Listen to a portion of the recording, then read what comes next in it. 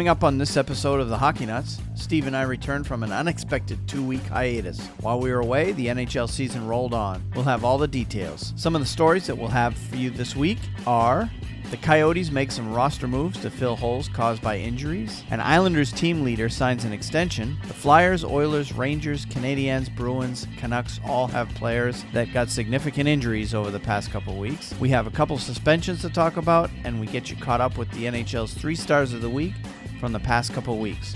We'll have all this, plus some college hockey talk, and our picks of the week coming up next. This is the Hockey Nuts Podcast, Season 1, Episode 18, recorded on Wednesday, December 14, 2016. Back to work. Shut up and sit down.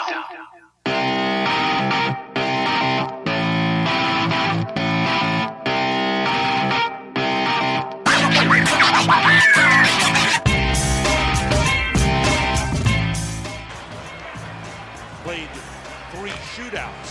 Rangers, 1 overtime game has gone to a shootout, and they lost that. Panarin, checked by McDonough, deflects high off the glass. Stepan gets to it. Stepan, stopped by Duncan Keith. Pass across, here's Holden! He scores! Rangers win!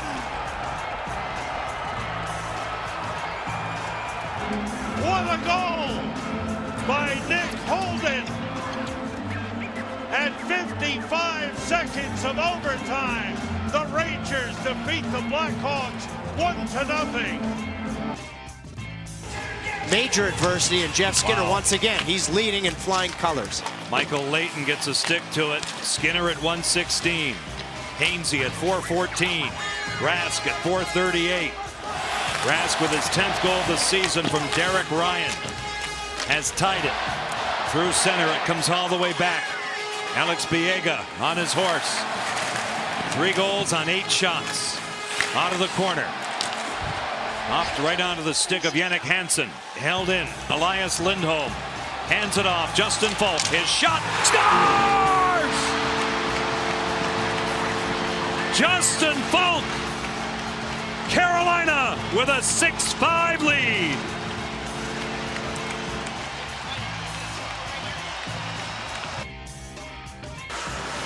Zarnik way out high. Doesn't have much space. Radulov angles Zarnik down, but he struggles it through to Marchand. Cross ice. Krug has it. Less than 2 minutes to go in sudden death. Marchand leaves it for Zarnik. Zarnik trying to move past Radulov. Kicks it to the near corner. Try Radulov. He's exhausted right now. Try him. Spooner tosses the backhand to Krug. Back to Spooner in front. He digs. He scores! Spooner sticks a fork in him, and the Bruins win in sudden death, beating Montreal at Bell Center 2-1. Hello and welcome to the next episode of the Hockey Nuts Podcast. We are on episode 18. My name is Wayne. I'm here with Steve. How's it going today, Steve? Doing well, Wayne. Good to be with you. Great to be back. We've missed a couple of weeks here. Well, you've missed a couple of weeks. I've missed a whole week. You've had some family emergencies to deal with, and I've been battling some flus and everything else. It's hard. Yeah, so the last couple of weeks have been a little difficult in our personal lives, but we've got things settled down now, and we're ready to get back at it. That's right. Right. Looking forward to it. So yeah, it's been 12 days since we last recorded an episode, or since I last recorded an episode. I did the most recent one, episode 17, was I did solo. So yes. So we had to get one out there, and I wanted to do one last week, but I was just fighting the flu all weekend long, and I just didn't. I didn't feel up to it, and my voice probably wouldn't have lasted for a whole episode. So I decided to just go ahead and take the week off. So we got a couple of weeks to catch up on. Yes, we do. We got a lot of hockey to talk about. We certainly do. And the first thing I want to talk about, well, actually, one of the things I'm really excited about, and I just saw it last night. I don't know if you knew, but the Stanley Cup is coming to Raleigh sometime in 2017. I saw that in the remarks there.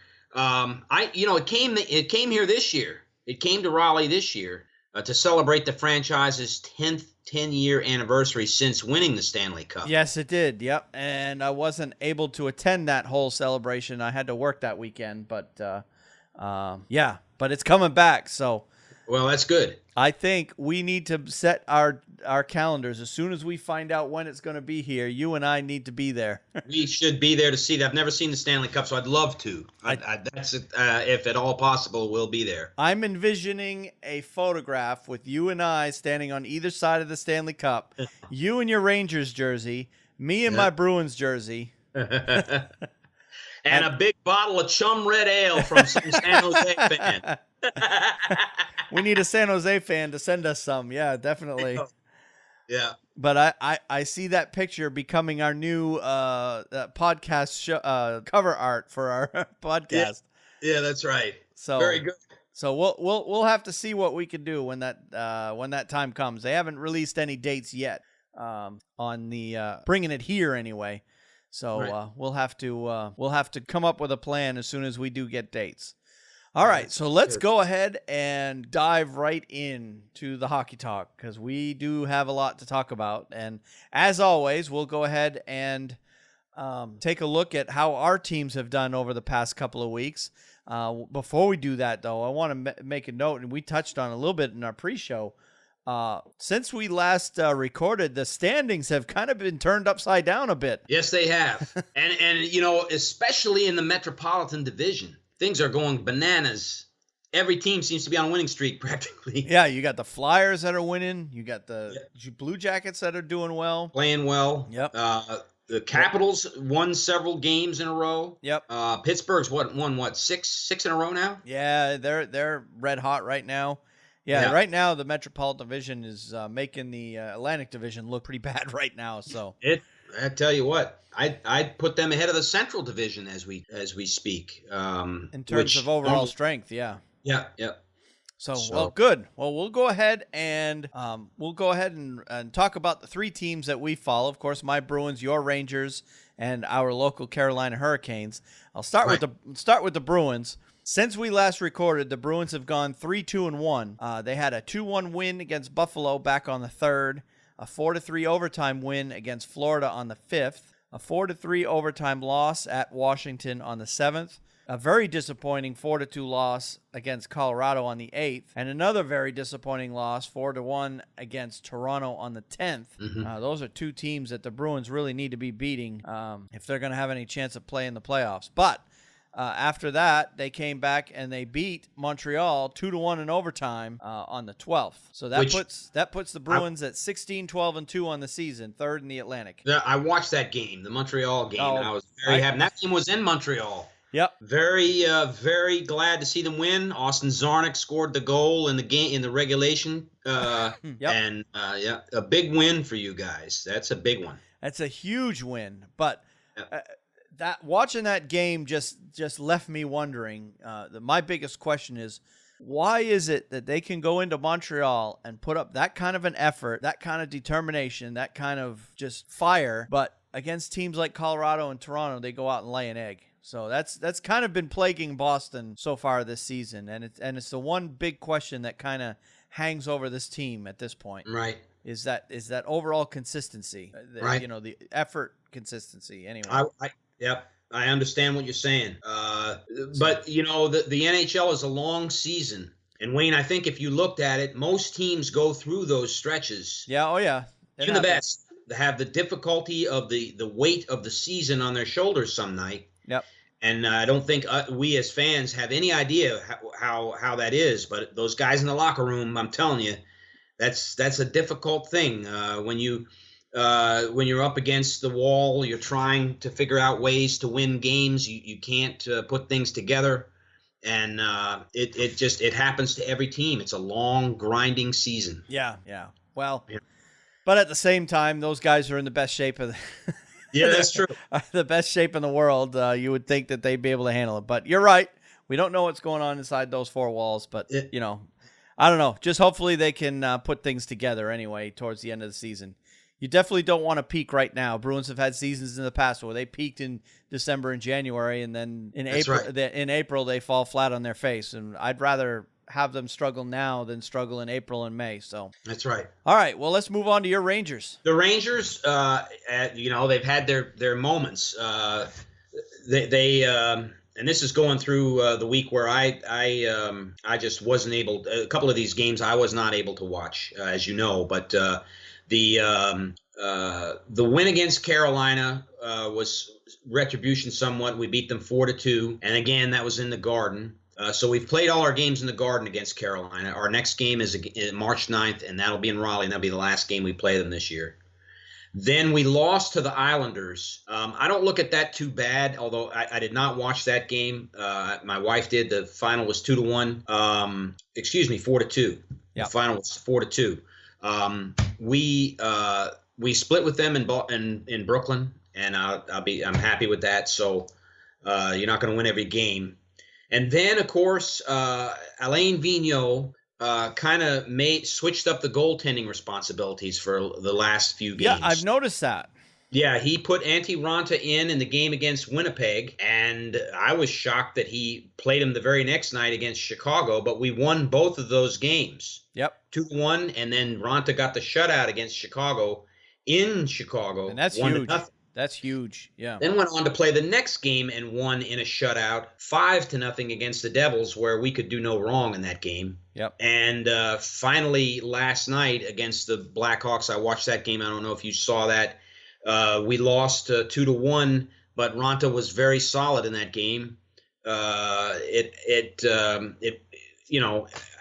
He's on a roll. Antti Ranta's on a roll. He sure and he's playing very well. Yep. And, I listened to Vigneault very carefully during these last few days, and his take on it was, and I did not realize this, but during the year we went to the Stanley Cup in 2014, he actually benched Henrik for 4 games during that period, and it was solely to give him a rest. Yep. During the month of December, he did the very same thing, and I didn't realize that. But he said, no, Henrik is our number one goaltender. That's not changed. I'm merely putting a hot goalie between the pipes right now who's winning everything in sight.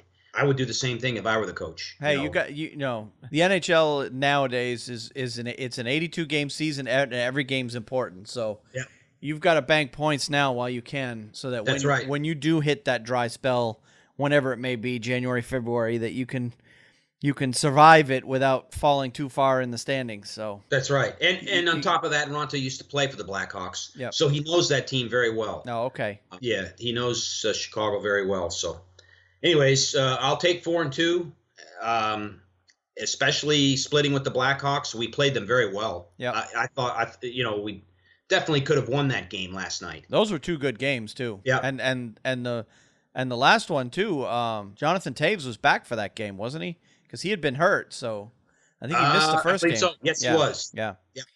So, well, good. Well, let's move on to our Carolina Hurricanes. They also had a 3-2-1 stretch while we have been on hiatus, including a 4-2 loss at the Rangers. We talked about that one on the 3rd. They got a 1-0 win against Tampa Bay, which was really nice. That was a home game. A 6-5 shootout loss on their California road trip against Anaheim. That was on the 7th.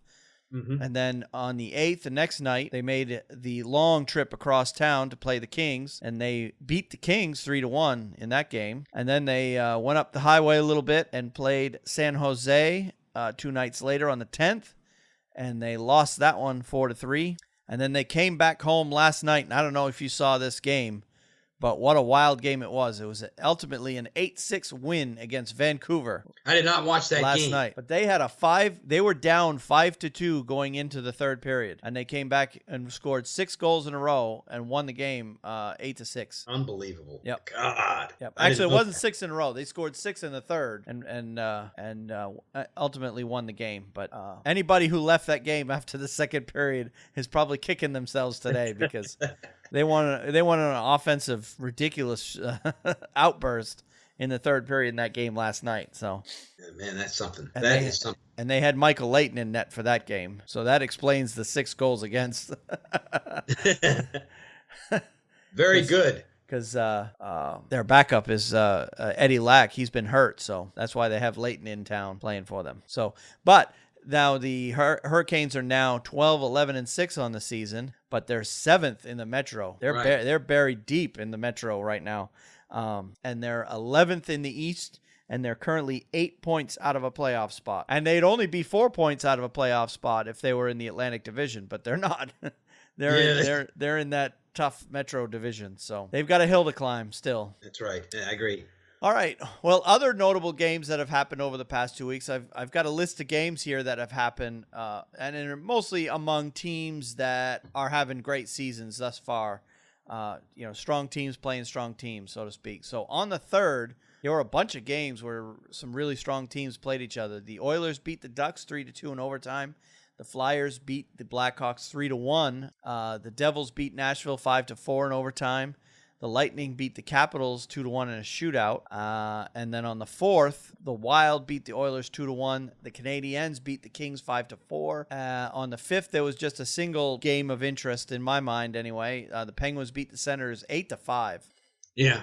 And then on the 6th, the Blues beat the Canadiens 3-2. A win against the Canadiens is always a good win. The Senators beat the Sharks 4-2 on the 7th. On the 8th, the Flyers beat the Oilers 6-5. I wish I'd have seen that game. That would look like it would have been a good one to watch. I did watch that game. Oh, you did? Wait a minute. That was on, yes. I watched that game, and it was a tremendous game. Must have been up and down, huh? In Edmonton, if I'm not mistaken. Yes, it was, I believe. And the Flyers, the Flyers are playing. They're the hottest team in the NHL, and they're playing very, very well right now. So that was a game the Oilers could have easily won, and they let them back in. The Flyers got back in that game and won it. Yep. So, yeah, that was a good one. And then, of course, the Rangers beating the Blackhawks 1-0 in overtime. The Blues beat the Devils 4-1 on the 9th. The Ducks beat the Sharks 3-2, also on the 9th. The Kings beat the Senators 4-1 on the 10th. The Ducks beat the Senators 5-1 on the 11th. So the Senators went out west and had a rough go of it. Getting smoked 2 nights in a row. Looks like the Senators are coming back down to earth. The Wild beat the Blues 3-1, and the Blue Jackets beat the Oilers 3-1. And those games were just earlier this week. So those were the notable games anyway over the past couple of weeks. All right, well, let's move on to some transactions. There were a few over the past couple of weeks. First and foremost, the Arizona Coyotes claimed forward Josh Joris off waivers this past Sunday. Joris was placed on waivers by the New York Rangers on Saturday. He had 1 goal and 1 assist in 12 games this season with the Rangers. Mm-hmm. He saw limited time. I watched him play, but he wasn't on the ice very often. Kind of a fourth liner, isn't he? Kind of a fourth liner. If Vigneault needed him. And I'm not sure the precise reason why this happened, but this kind of thing goes on a lot with. Oh yeah, the guys are on the fourth line and they're struggling to stay on the team, especially a team like the Rangers this year playing very, very well. That kind of thing. He should see a lot more ice in Arizona. Absolutely, and there's a close relationship I think between the Rangers and the Coyotes. That goes back for They seem to do a lot of deals. They do a lot of deals together. They work together on a lot of things. Bruins seem to do that a lot with the Oilers. Yeah. So that doesn't surprise me, and I hope it goes well for him. Yep. Hope it goes well for him in Arizona. All right. The Arizona Coyotes, speaking of, made another transaction. They acquired center Peter Holland in a trade with the Toronto Maple Leafs on Friday for a conditional draft pick in the 2018 NHL Draft. Holland, who's 25, had 1 assist in 8 games with the Maple Leafs this season. He was selected by the Anaheim Ducks with the 15th overall pick in the 2009 NHL Draft. He has 70 points in 203 career NHL games in parts of 6 seasons with the Ducks and Maple Leafs. Kind of small numbers for a 15th overall pick. Yeah, that's true, Wayne. I didn't think about that till you just said that right now. Yeah. The Coyotes get sometimes they get these guys that I guess they pick up and there's not a lot of news about, and they sneak in and Well, I think they make a difference. I think the biggest reason for these two is Max Domi getting hurt, and I think that'll be later when we get touch on injuries. We'll mention that Max Domi did get hurt, so they've had to make some moves to shore up their offense a little bit. Yes. So, All right, and then we had a signing this past week. Forward Cal Clutterbuck agreed to terms on a 5-year contract with the New York Islanders on Friday. No financial terms were disclosed, but TSN is reporting that it is worth $17.5 million, an average annual value of $3.5 million. Clutterbuck, who's 29, could have become an unrestricted free agent on July 1st of 2017. He has 9 points in 25 games and is 5th in the NHL with 89 hits. He was named as an alternate captain at the start of the season, his 4th with the Islanders, and 9th in the NHL. So this is obviously a sandpaper kind of guy. Yeah, and it's a good way to say it. Him and Casey Cizikas, they got a few of those guys. Yeah, and every team needs a grit guy, so they locked him up to make sure he doesn't go anywhere. The Islanders are not playing well this year, and I am not surprised by that, and I'm sure you're not either. Yeah, and there's been a lot of talk about the coach of the Islanders and the GM of the Islanders on whether or not they're on a hot seat with upper management because Garth Snow continues to stand by his coach, Jack Capuano, and he's standing behind him, and he keeps saying publicly that he thinks Capuano's doing a good job, and but seems like the fans are getting a little antsy in New York about getting rid of Capuano or making a change to see if they can jumpstart this team. It's a tough place too, New York City. I don't think that the Islanders have the same pressure that the Rangers do in terms of the media scrutiny. No, the expectation is a little bit lower for the Islanders. Yeah, but it's there, and I don't know. You and I both know the off-season deals that the Islanders made really hurt them. And so to come back and to make the playoffs this year is going to be a very difficult task to do. And we were saying that at the beginning of the season. Yep. I think we may have got that one right. Yep. And yeah, like we said earlier, I think a lot of the moves they made, they got their hands tied with salary cap issues and had to make some changes to weaken the team. Yeah. To stay under the cap. All right. Well, let's move on to injuries. And there's actually, for not being there 2 weeks, we didn't have a whole lot.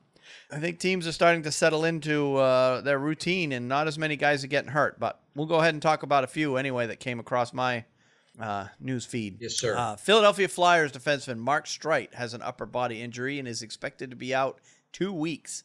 Streit played 19:04 in a 1-0 overtime win against the Red Wings on Sunday, but sat out the final 2:26 of the third period and did not play in overtime. In 31 games this year, Streit, who's 39, has 5 goals and 11 assists, and is 4th on the Flyers with an average ice time of 19:52 per game. So, Streit was always a top 2 defenseman on most of the teams that he's played in the past. Mm-hmm. Obviously, being 39, he's getting up there. His role is not as big as it was before, but still a big loss for the Flyers. Especially in defense, in the defensive core. Yeah. They have some good players, but that's a guy that knows how to win and has been around the NHL a long time. Yep. So, but he's only going to be out a couple of weeks, so it shouldn't be too bad. All right, Edmonton Oilers defenseman Darnell Nurse is expected to be out up to 12 weeks after having surgery to repair ligament and bone damage to his ankle. Nurse, who's 21, has 3 goals and 2 assists in 25 games.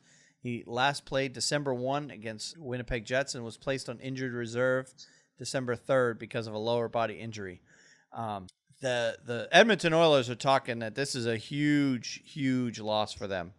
Obviously, he doesn't put a whole lot of points up on the board, but he's definitely probably their top kind of stay-at-home guy, shutdown defenseman that they've got.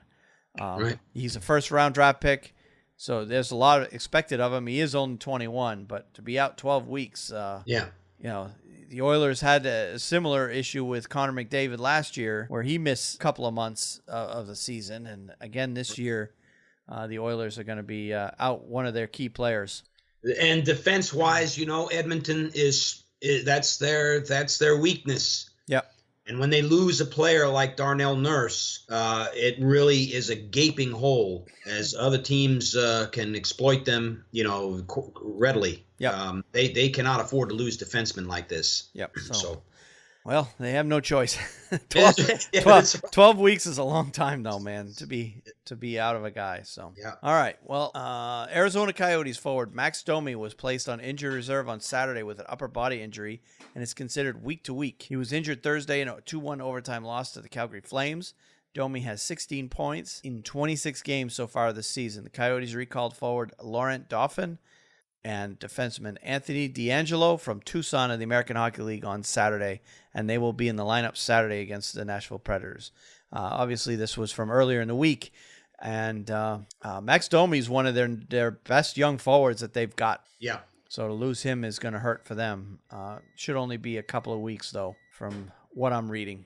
All right, and this one may be old, but I'm going to mention it because he's a New York Ranger.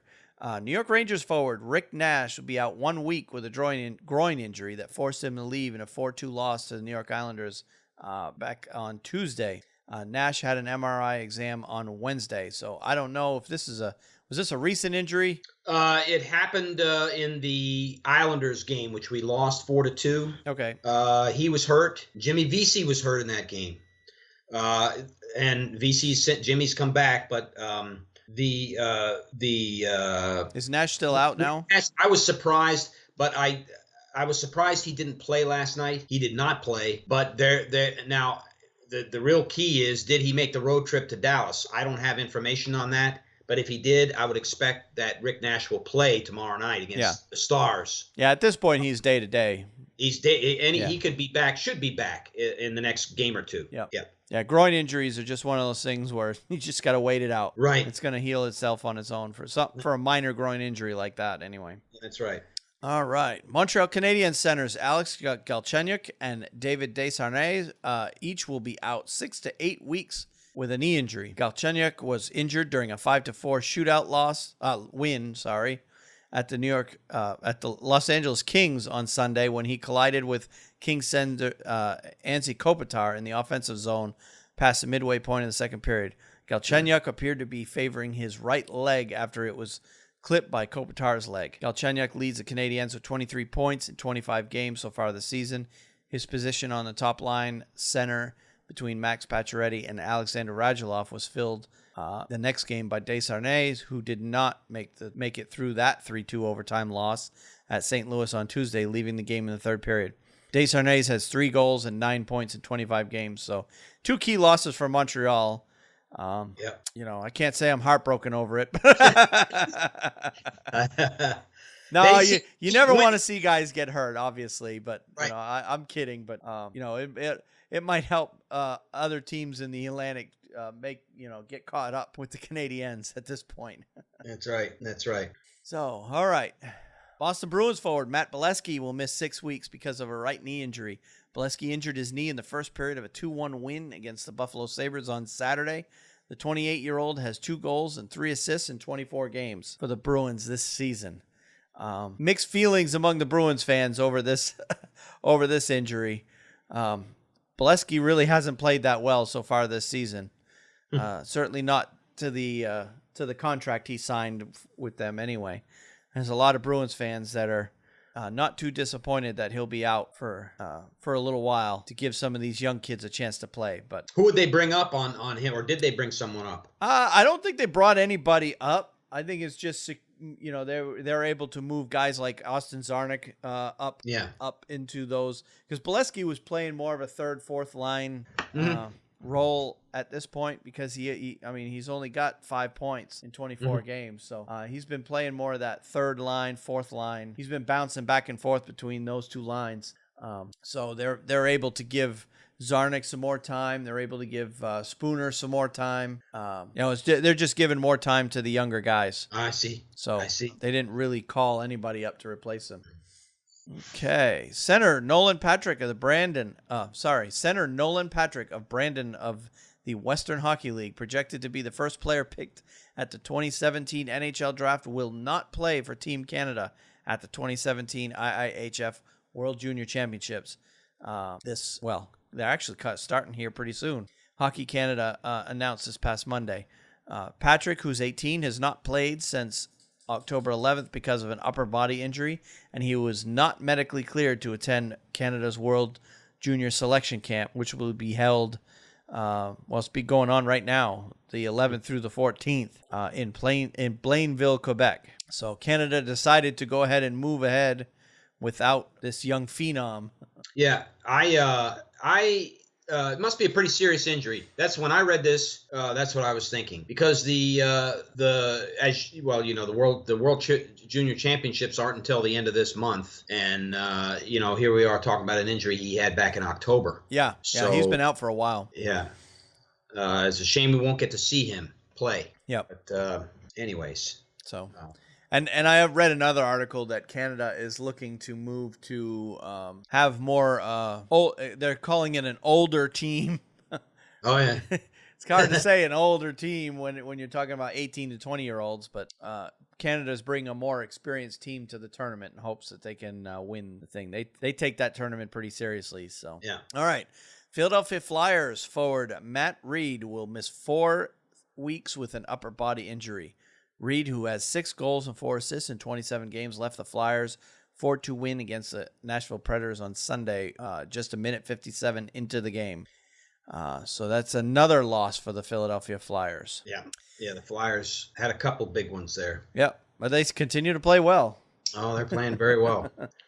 Vancouver Canucks forward Derek Dorsett needs cervical fusion surgery and is out indefinitely. Dorsett is expected to resume his NHL career, but there's no time frame for his recovery, the Canucks said Monday. Dorsett, who's 29 years old, has 1 goal and 4 points in 14 games. He'd missed the past 7. So read between the lines on that one. He probably won't see him again this season. Yeah, I agree. That sounds like pretty serious surgery. Yep. And again, what do I know? I'm sure very painful. All right. Enough about injuries. Let's move on to suspensions and fines.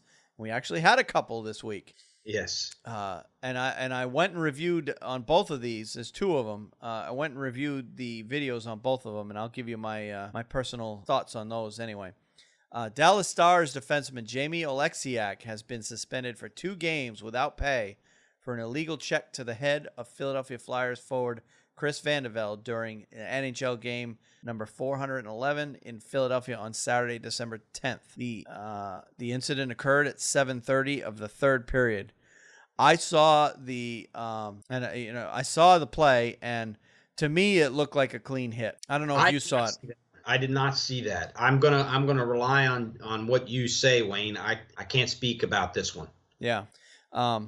Basically, it was a hit that occurred. He was just trying to knock him off the puck, and it looked like he was just trying to line him up to hit him shoulder to shoulder, but he ultimately got head contact first, and that's why they went ahead and fined him. But that was the verdict on that one. I felt it was a clean hit, but it's hard because they're really trying to crack down on these hits to the head. He didn't look like he was targeting the guy's head. He looked like he was trying to hit him, but unfortunately, the way the hit was timed and just the positioning of the Flyers player, he just made head contact. And I get it, they're trying to cut back on those, but I don't know. I didn't feel that one warranted a suspension. But the other one, on the other hand, Ottawa Senators defenseman Mark Borowiecki, has been suspended for 2 games without pay for boarding Los Angeles Kings forward Tyler Toffoli during NHL game number 412 in Los Angeles, also on Saturday, December 10th. The incident occurred at 2:38 of the 1st period. Borowiecki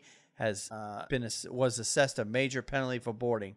This one absolutely deserved to be suspended. The hit was avoidable. The player made, or the Senators made a case, or tried to make a case, that the player turned into the hit, turned his back on the defenseman, but he was turning to try to protect the puck from Borowiecki from coming in. But when he turned, it was like he had time to ease up, and instead he just plowed right through him into the numbers, straight into the boards, and it just completely flattened him. So absolutely, that should have been a penalty.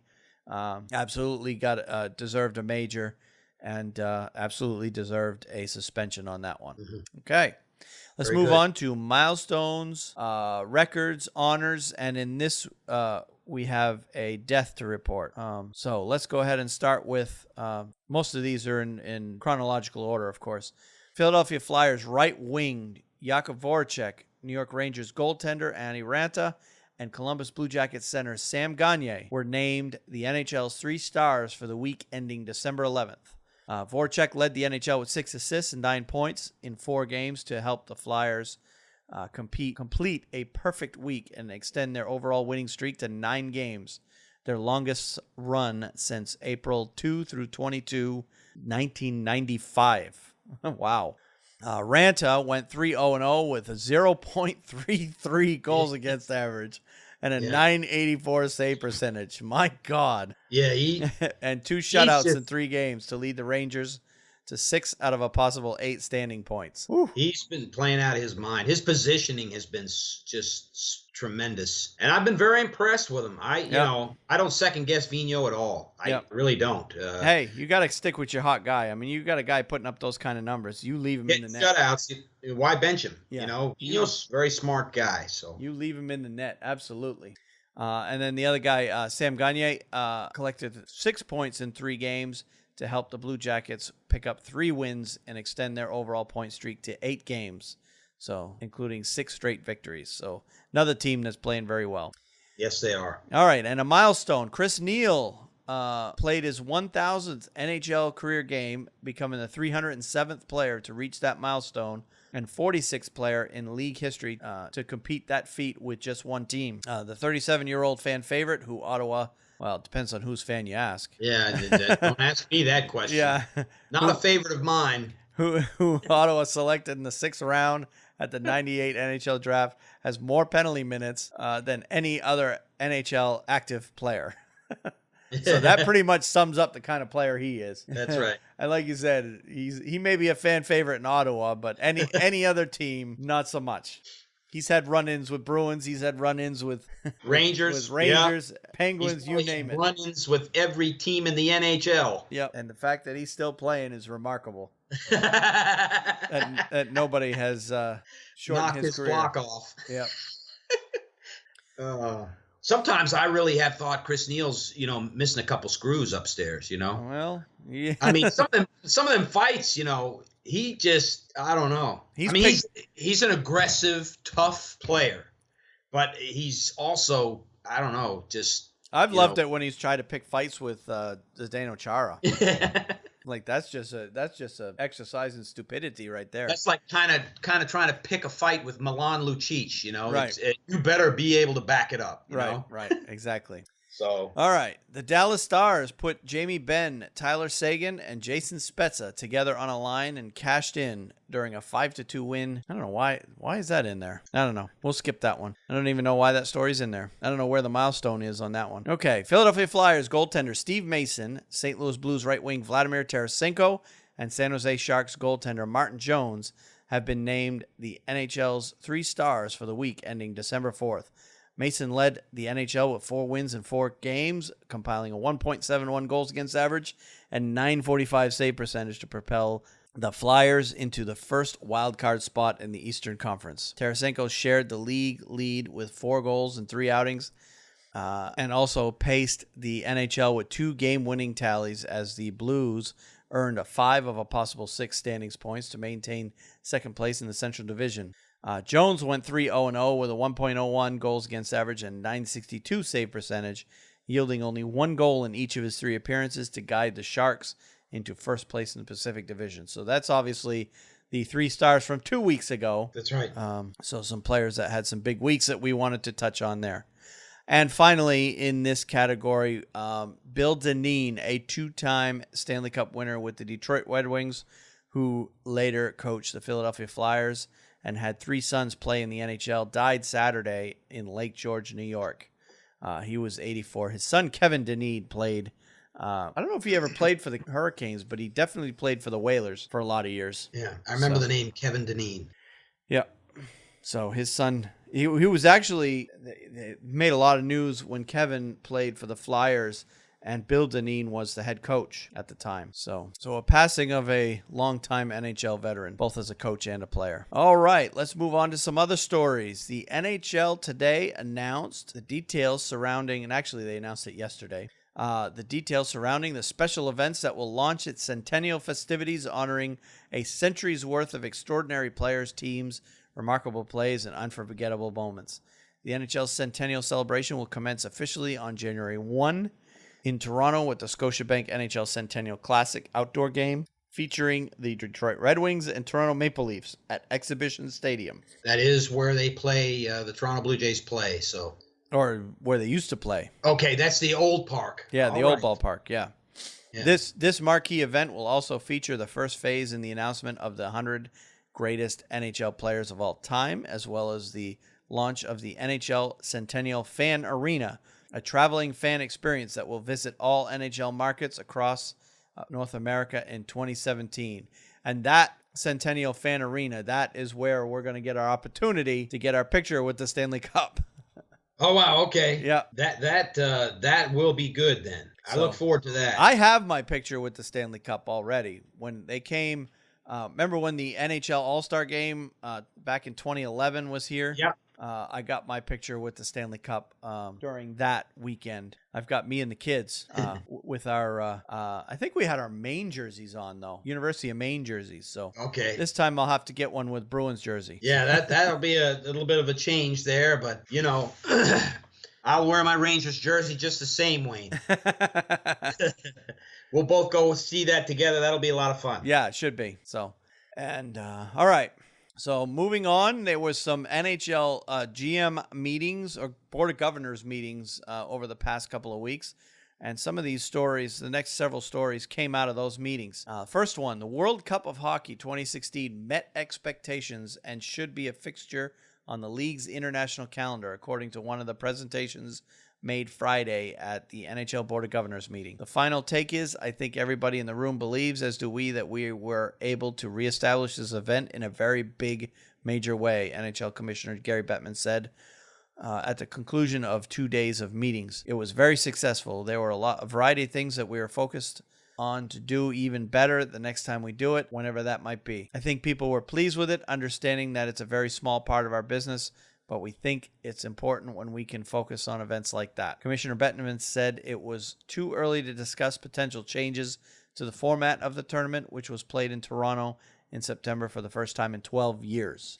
So they're saying publicly that they were happy with that event. So it was definitely, you'd have to say it was successful, Wayne, wouldn't you? Well, every game was sold out, I believe. Well, at least every game that interested locals anyway. For Canada and the United States got quite a bit of fan billing there too, but yeah, Team North America, you know, they I think everybody was a little disappointed that Team Europe ended up in the final, but yeah, except for the people that, you know, I mean, there's just no real country there, so right. But obviously Canada's happy because, you know, they won the thing, so right. Maybe that's why they're calling it successful, because they won the thing. Right.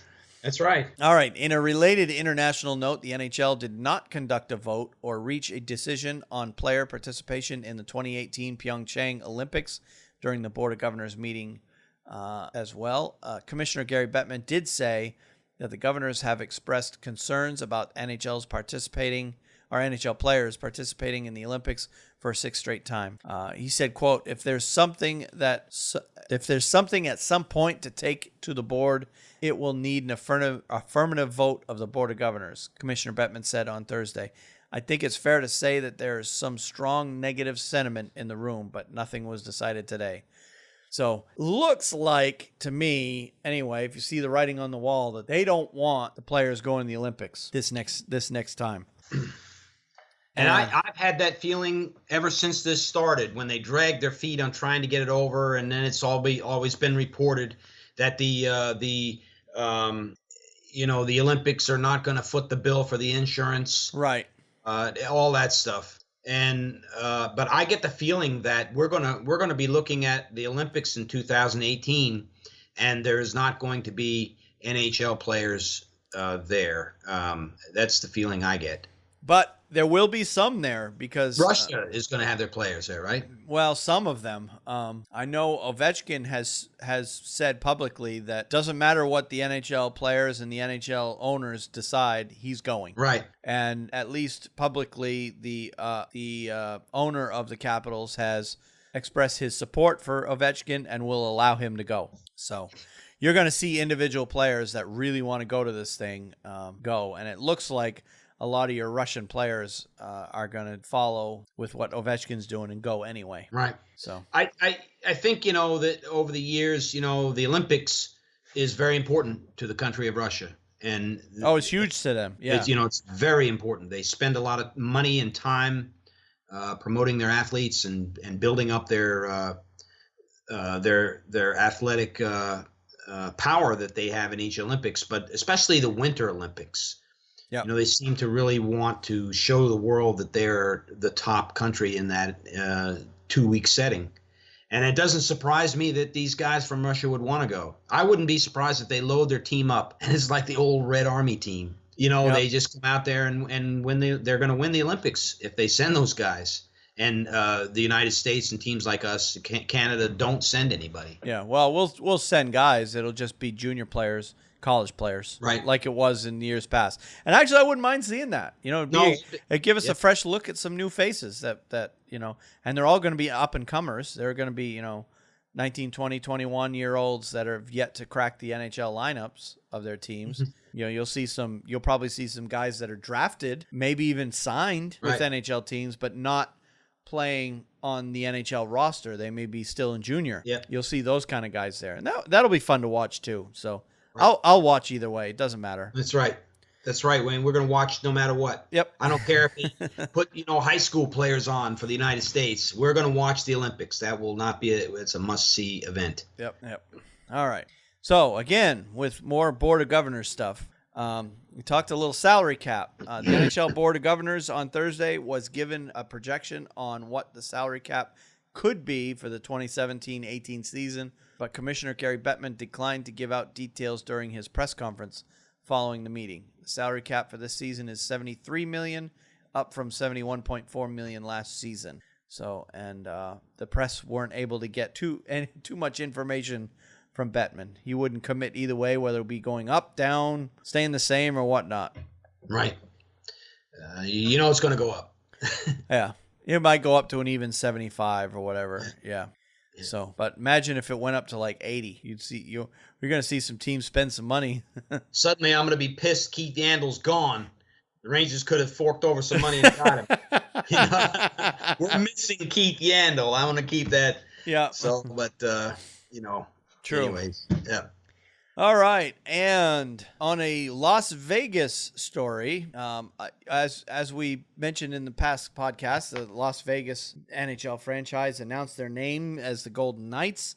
Well, since we last recorded, the United States Government Trademark Office came out and said that they are not approving the team's use of that name and trademark for a variety of reasons. They didn't get into it, but and then later in the week, the NHL Deputy Commissioner Bill Daley released the following statement regarding the office actions issued by United States Patent and Trademark Office on the applications to register the name Las Vegas Golden Knights. We're currently reviewing the Trademark Office's letter and will prepare a detailed response demonstrating why we continue strongly to believe the Vegas Golden Knights mark should be registered in coexistence with the college registration, just as a number of other nicknames currently coexist in professional and college sports, particularly where there's no overlap as a sport with the nicknames being used. That response is not due until June 7th of 2017. So here's what's happening. The Vegas Golden Knights came out and, announced their team. Trademark Office said not so fast. That team's being taken by some Clarkson, right? No, it's not Clarkson. It's some tiny little college somewhere. I can't even remember where it is.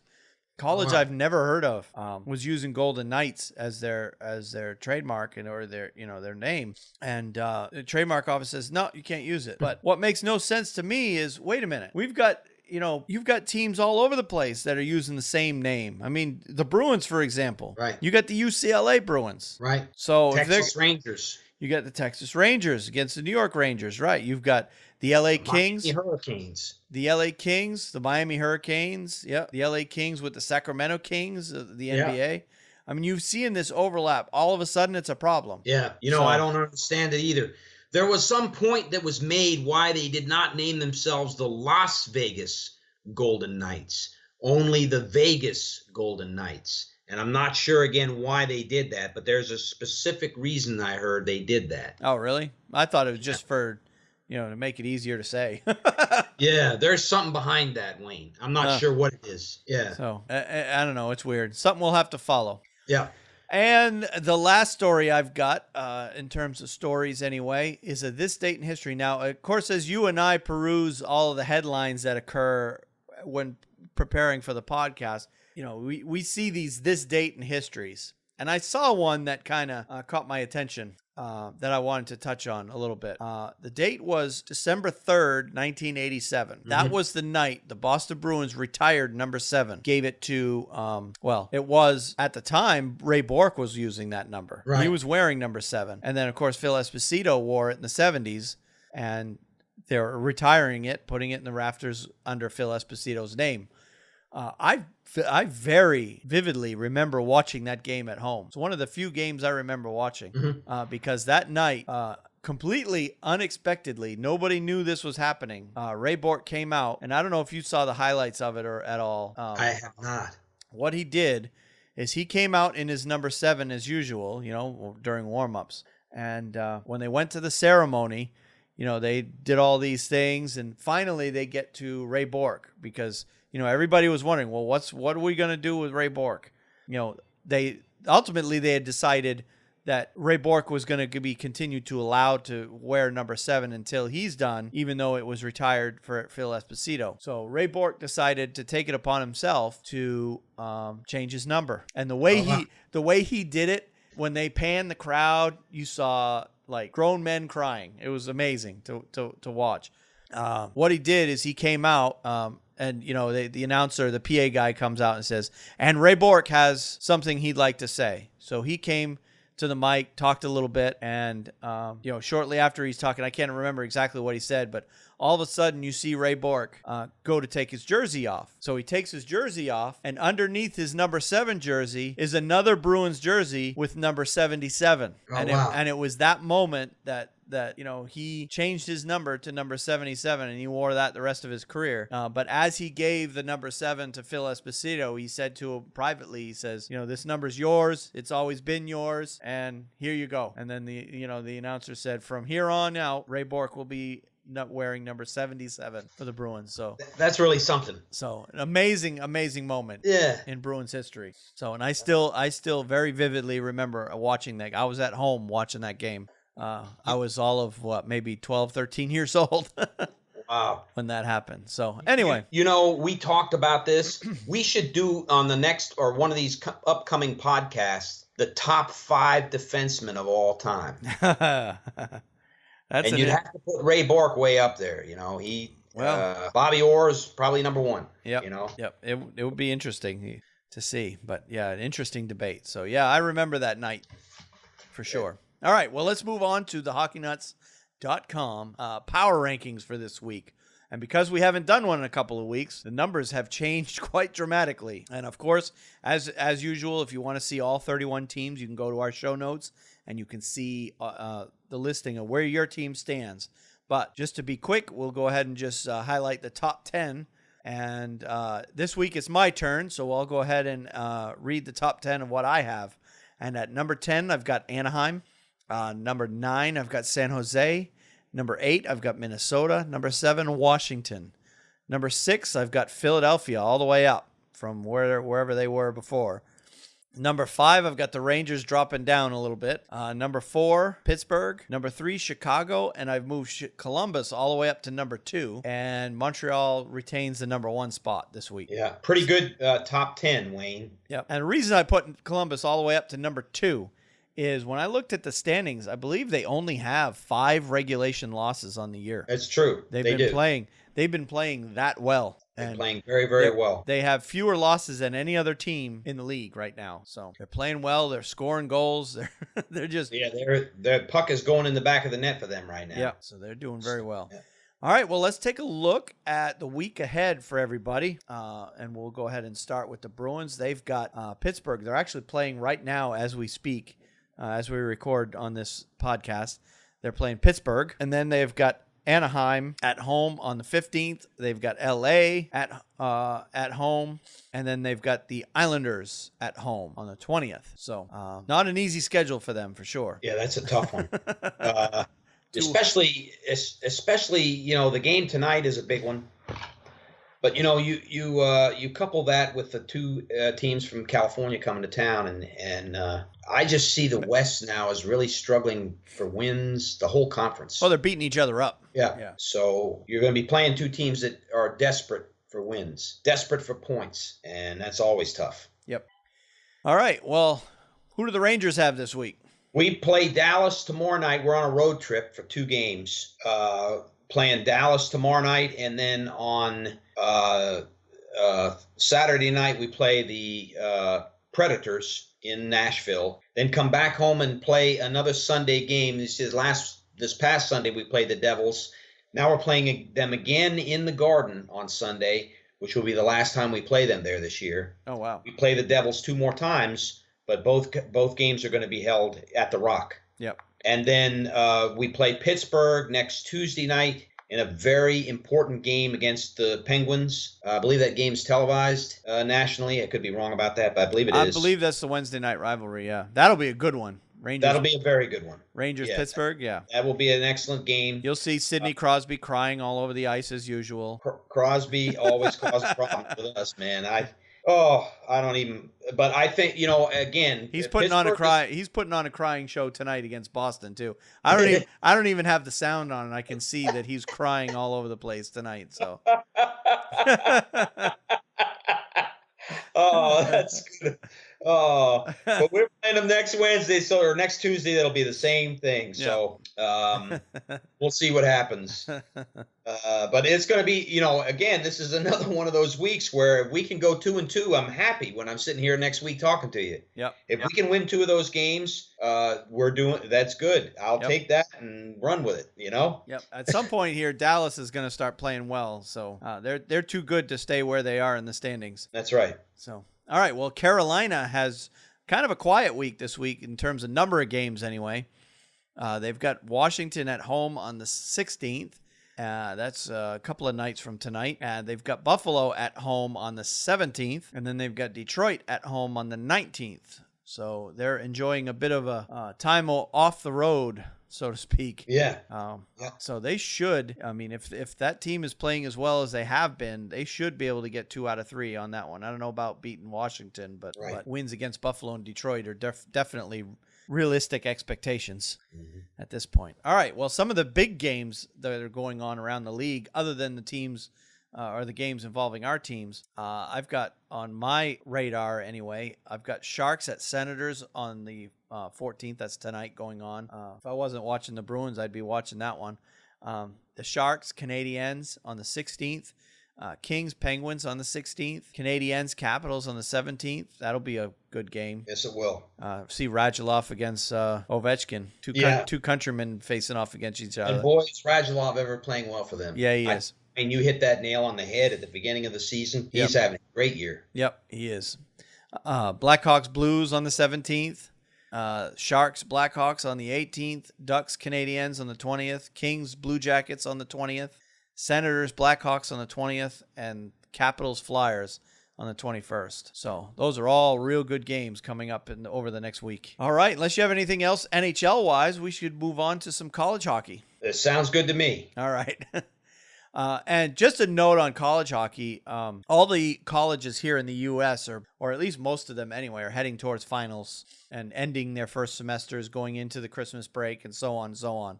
Well, the hockey schedule kind of gets quiet as well. Most schools allow their athletes to focus on school at this time of year. So all around the country is a very, very light college hockey schedule. Probably for the next 2 to 3 weeks anyway, until we get past the new year and things get ramping up for real around the college hockey world. But talk about Maine for a little bit. Over the past couple of weeks, they kind of an up and down again couple of weeks. They got swept by UNH, and that was a home-and-home series, which was very disappointing because UNH is not that good, but Maine somehow found a way to lose 2 against them. And that's their primary rival, too. So that hurts even more. It hurts almost as much as the Bruins losing to the Canadiens. Yeah, I hear you. But this past weekend, they swept American International in a 2-game series at home. And American International, that's a team that is just not they're kind of at the bottom of the standings. So those were 2 games that they should have won, and they did. So they're now 7-9-3 on the season, and they're sitting at about the 40th spot in the pairwise rankings. So they got a lot of work to do if they want to make a run for the NCAA championship this year. Not that they will. No, anybody's expecting them to win the championship, but at least get in the tournament. They still got a lot of work to do. Mm-hmm. All right, some of the upsets that have happened over the past week or so around the college hockey world. Number 7, Quinnipiac lost to Princeton 5-3, and then they lost to them again 4-1 the next night. Number 5, BU lost to number 12 Vermont 4-2. We had a number 1 versus number 2 game again this week. Denver beat Minnesota Duluth 4-3. Denver is the number 2 seed in that game. Number 16 Minnesota State lost to unranked Ferris State 3-0, and then number 4 BC lost to number 14 Notre Dame 3-2, and then number 18 Western Michigan beat number 8 North Dakota 3-1. So those were pretty much all the upsets on a very light schedule over the past week. And over the next week, there's really only a couple of series that I've pegged to be games against ranked teams. Number 15 Bemidji State and number 1 University of Minnesota Duluth are playing a home-and-home series this weekend. So if you're out west and like your Western college hockey, that's a good one for the Western area. In the East, we've got number 13 Union going to Vermont, who's the number 11 team in the country. So some good games this week. Everybody else is basically well, they're not off, but they're not playing. There's no ranked teams playing each other, right? Other than those 2 matchups. All right, so let's finish up our college hockey talk with a little bit of top 10 in the U.S. College Hockey Online poll. I've got Minnesota at number 10. Number 9 is Ohio State. Number 8, North Dakota. Number 7, Mass Lowell. Number 6, Boston University. Number 5, Boston College. Number 4, Harvard. Number 3, Penn State. Number 2, Denver. Number 1, Minnesota Duluth. Not a lot of change over the past couple of weeks. Yeah, that's one thing that's kind of remained kind of consistent. Those looking at those poll numbers and the numbers of the teams previous weeks, they're pretty similar. Yep. So Harvard. What's that? Harvard moved up a little bit, I guess. Yeah, they did. Yeah, they were 6 last week, and they were, I think, lower than that before. So yeah, those Ivy League schools get started later than everybody else. So it's hard to find the right spot for them in the rankings until they get some games under their belt. Right. They've only played 12 games so far this year. That's right. Yeah. They played 11 games. 11 games. Yep. So pretty light schedule when everybody else has played 20 already. Right. Or almost 20. All right. Normally at this time in the podcast, we have our KHL Minute, but because of everything we've got going on, trying to get caught up in the last 2 weeks of the NHL, we decided to go ahead and skip the KHL Minute for this week. Not a whole lot going on over there in the K anyway. I took a quick glance, and they're just, they're trying to get through their schedule like the NHL is, so there's not a lot going on other than just teams playing games against each other. Right. They're approaching their All-Star weekend, which comes up right after the New Year. So there'll be some stories for sure coming out of the KHL then. All right. And that puts us into our picks of the week. And I'll go ahead and let you have yours. You want me to go first? Yeah, why not? Okay. Sounds good. My pick of the week has to do with Jonathan Taves, who I thought this was a really good thing that he did. Very cool.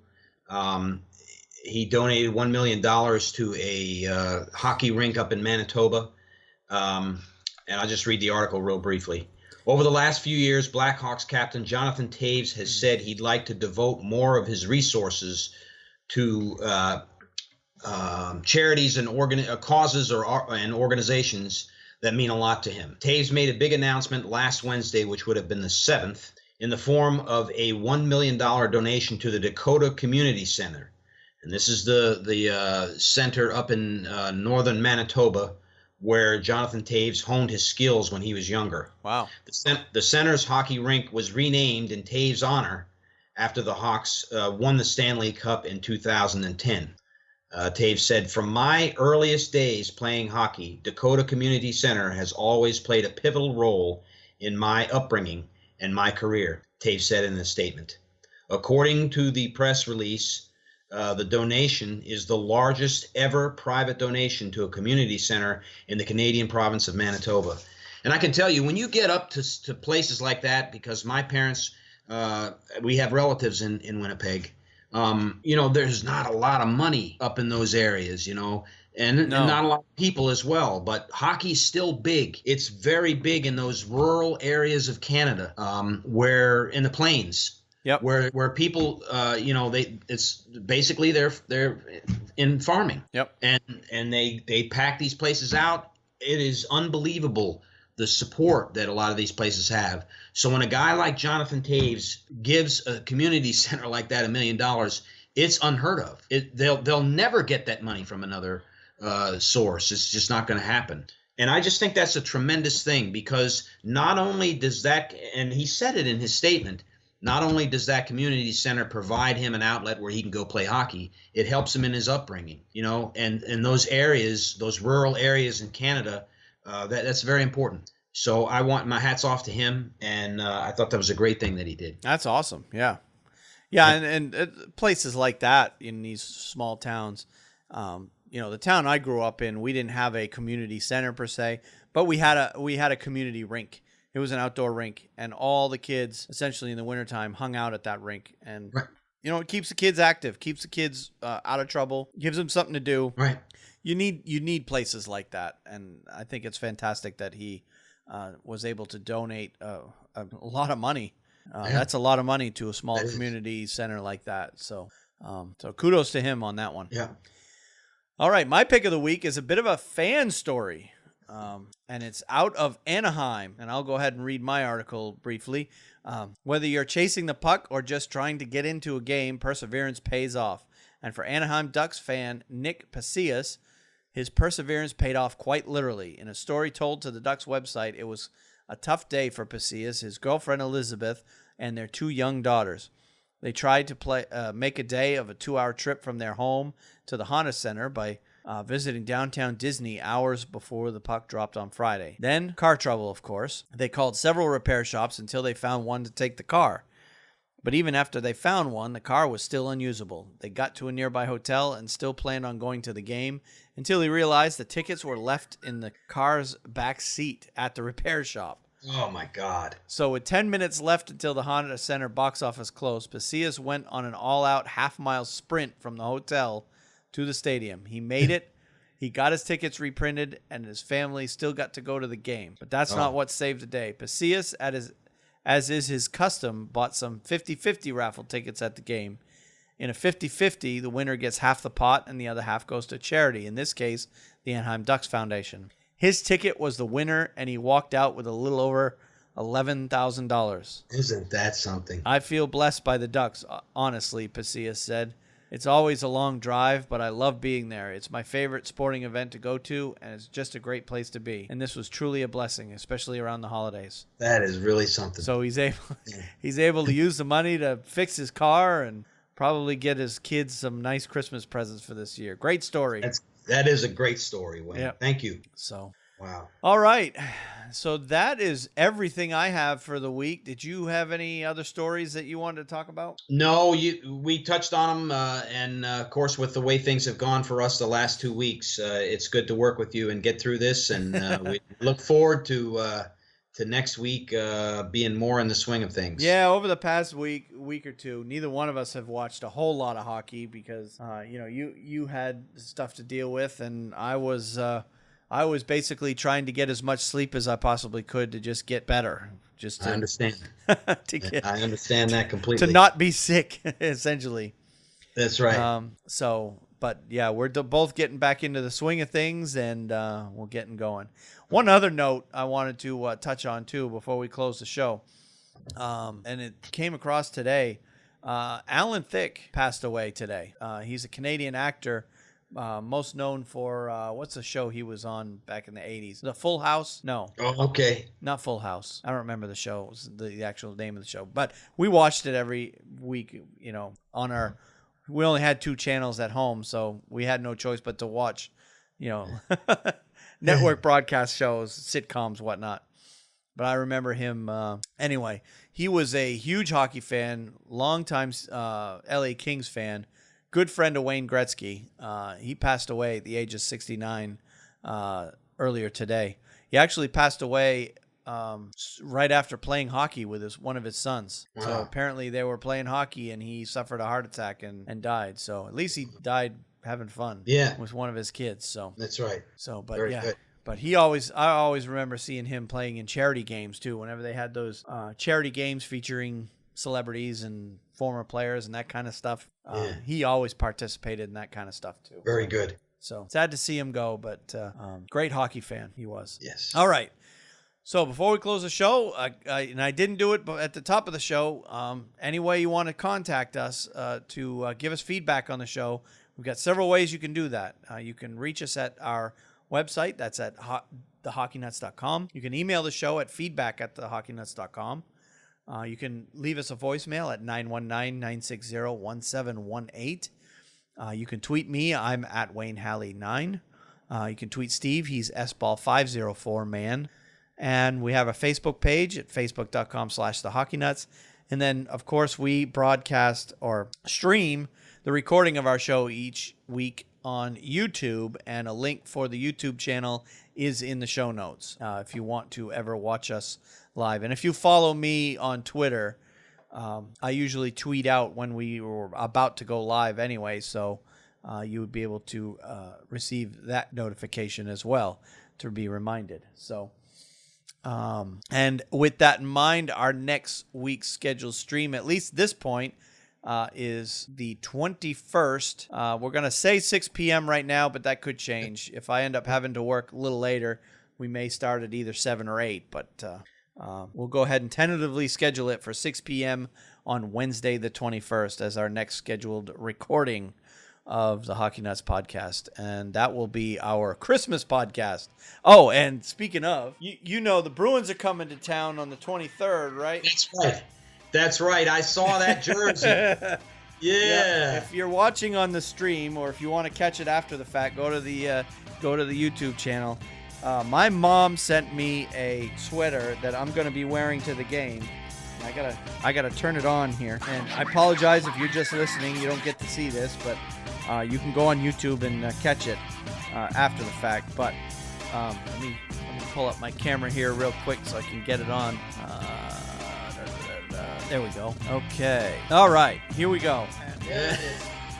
It's one of those ugly sweaters. It's one of those ugly sweaters that you can get, and it's got lights and everything.